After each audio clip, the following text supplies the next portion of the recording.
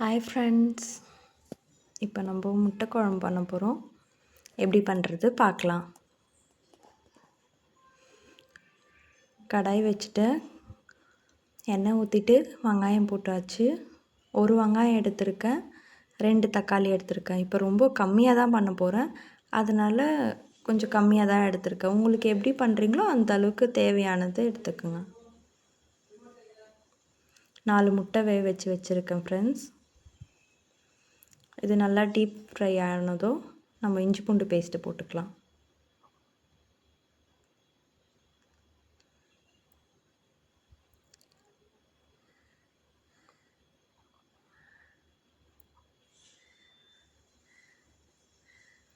நல்லா ஃப்ரை பண்ணுங்கள், அப்போ தான் அது ஒரு டேஸ்ட் கிடைக்கும். இல்லைனா நம்மளுக்கு அந்த டேஸ்ட் வராது, பச்சை ஸ்மெல் வரும். இஞ்சி பூண்டு பேஸ்ட்டு போட்டுக்குங்க, அளவுக்கு ஏற்ற மாதிரி அதுக்கேற்ற மாதிரி போட்டுக்குங்க.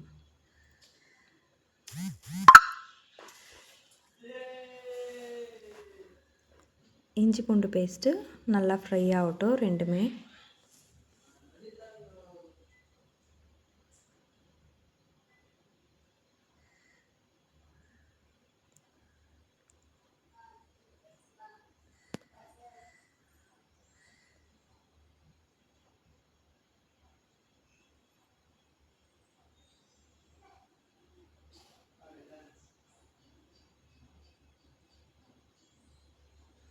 நல்லா ஃப்ரை பண்ணுங்கள், டீப் ஃப்ரை பண்ணிவிட்டு அதுக்கப்புறம் மசாலா போட்டுக்கலாம்.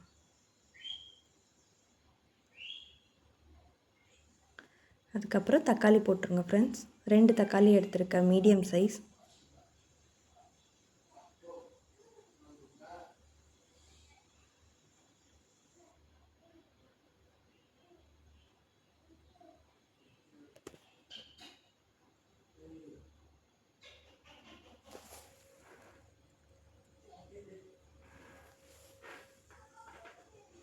நான் அதிலே கொஞ்சம் சால்ட்டு போட்டுப்பேன். சால்ட்டு போட்டுச்சுன்னா கொஞ்சம் சீக்கிரமாக வதங்கிடும்னு சொல்லுவாங்க. ஸோ அதனால் எப்போவுமே சால்ட்டு போட்டுக்குவேன் தக்காளி போட்டதும்.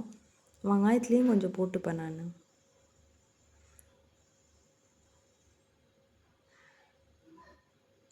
நல்லா ஃப்ரை ஆனதும் கொஞ்சம் மசாலா சேர்த்துக்கலாம். அது நல்லா ஃப்ரை ஆனதும் அதை எடுத்து வேறு பாத்திரத்தில் ஆற வச்சுருங்க ஃப்ரெண்ட்ஸ். இதில் ஒரு கடாய் வச்சுட்டு லைட்டாக எண்ணெய் ஊற்றிட்டு அந்த மசாலையை ஆற வச்சுட்டு அரைச்சிக்குங்க. அரைச்சி எடுத்துட்டு அதுக்கப்புறம் கொஞ்சம் சீரகம் கடுகு போட்டுட்டு அந்த மசாலையை அரைச்சி வச்ச மசாலையை தூக்கி கடாயில் கொட்டிடுங்க.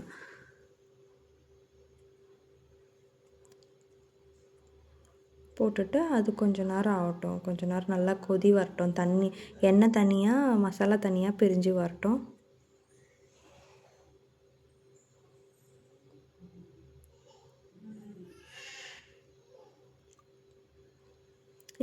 இது மாதிரி மசாலா தனியாக எண்ணெய் தனியாக பிரிஞ்சு வரும்போது அதுக்கு முன்னாடி கொஞ்சம் மசாலா போட்டுக்கோங்க. நம்ம என்னென்ன மசாலா சேர்க்குவோம், கொஞ்சம் மிளகாத்தூள், கொஞ்சம் கரம் மசாலா இதெல்லாம் சேர்த்துக்குங்க. மிளகாத்தூள், வெறும் மிளகாத்தூள் கொஞ்சம், கலந்த மிளகாத்தூள் கொஞ்சம், கொஞ்சம் கரம் மசாலா சேர்த்துக்குங்க. கொஞ்சம் தேவைப்பட்டுச்சுன்னா சால்ட் சேர்த்துக்குங்க.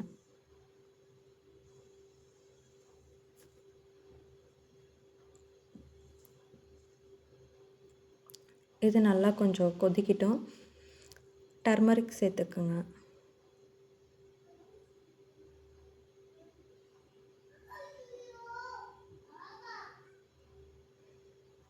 கொஞ்சம் சால்ட்டு கம்மியாக இருந்துச்சுன்னு நான் கொஞ்சம் சால்ட்டு சேர்த்துக்கிறேன். நீங்கள் டேஸ்ட் பண்ணி பார்த்துட்டு தேவைன்னா சேர்த்துக்குங்க. அதுக்கப்புறம் அது நல்லா கொதி வரட்டும். இன்னொரு பேன் வச்சுட்டு அதில் நான் கொஞ்சம் எண்ணெய் விட்டுட்டு அந்த முட்டை அவிச்சி வச்சுருக்கீங்கள்ல அந்த முட்டையை உரிச்சிட்டு நீங்கள் அதில் லைனாக போட்டுக்கிட்டு கொஞ்சம் மசாலா எதுனா மிளகாத்தூள் சேர்த்துட்டு வெறும் மிளகாத்தூள் சேர்த்துக்குங்க. அது இன்னும் கொஞ்சம் நல்லா கலர் கொடுக்கும். நான் ரொம்ப காரம் வேணான்னு எல்லாம் கலந்த மிளகாத்தூள் சேர்த்துக்கினேன். கொஞ்சம் மிளகாத்தூள் கொஞ்சம் சால்ட்டு சேர்த்துக்கின்னு அதை கொஞ்சம் சும்மா அப்படியே ஃப்ரை பண்ணி எடுத்துருங்க. நான் ஒரு 4 முட்டை எடுத்திருக்கேன், 4 முட்டை போட்டு ஃப்ரை பண்ணி எடுத்துக்கோங்க. நல்லா அந்த மசாலாவில் ஃப்ரை பண்ணி எடுத்துக்கோங்க. இந்த மாதிரி இது தேவைப்பட்டுச்சுன்னா நம்ம செய்யலாம். பட் இல்லை உங்களுக்கு வேண்டாம் அப்படின்னா அப்படியே கூட போட்டு கொதிக்க வச்சு குழம்பு இறக்கிடலாம். அவ்வளோதான், சிம்பிள். இன்னொன்று இப்படி பண்ணி போட்டால் கொஞ்சம் டேஸ்ட்டு கிடைக்கும். நம்ம முட்டை தனியாக சாப்பிடும்போது நம்மளுக்கு அந்த மசாலாலாம் உள்ளே இறங்கியிருக்கோன்றதுனால இந்த ஸ்டெப்பை நான் சேர்த்துருக்கேன். உங்களுக்கு வேண்டான்னா இந்த ஸ்டெப்பை நீங்கள் ஸ்கிப் பண்ணிடலாம் ஃப்ரெண்ட்ஸ்.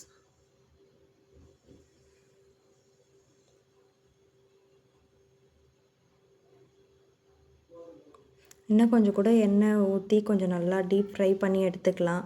ஸோ எங்கள் வீட்டில் வந்து ரொம்ப ஆயில் சாப்பிட மாட்டாங்க யாரும். ஸோ அதனால் நான் வந்து ஆயில் கம்மியாக ஆட் பண்ணியிருக்கேன். உங்களுக்கு ஓகேனா இன்னும் கொஞ்சம் ஆயில் போட்டு இன்னும் டீப் ஃப்ரை பண்ணி எடுத்திங்கன்னா இன்னும் நல்லாயிருக்கும், டேஸ்ட் நல்லாயிருக்கும்.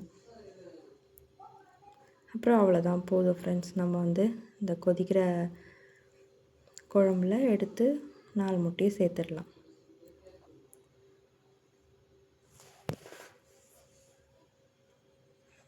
அவ்வளோதான் ஃப்ரெண்ட்ஸ், முடிஞ்சிச்சு. இந்த மாதிரி செய்யுங்க. கொஞ்சம் கொத்தமல்லி போட்டு இறக்கிடுங்க. அவ்வளோதான், முடிஞ்சது. தேங்க்யூ ஃபார் வாட்சிங் திஸ் வீடியோ. Thank you friends.